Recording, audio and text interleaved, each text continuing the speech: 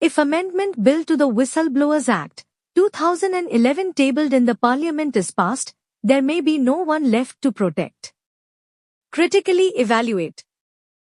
200 words, 12.5 marks. Introduction. The Whistleblowers Protection Act, 2011 was created to protect individuals who report corruption and illegal activities in public offices. However, recent proposals for amendments to the Act have raised several concerns.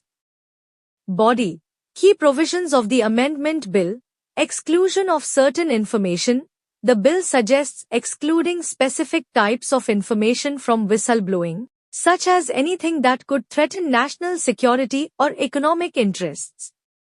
This aims to balance whistleblower protection with the need to keep sensitive information safe. Prior approval for disclosure. Whistleblowers would need to get permission from a competent authority before revealing any sensitive information. This is intended to prevent harmful disclosures but may create hurdles for whistleblowers. Punishment for false complaints. The bill plans to impose penalties on those who make false or frivolous complaints to discourage misuse of the whistleblowing mechanism. Critical evaluation. Narrowing whistleblowing.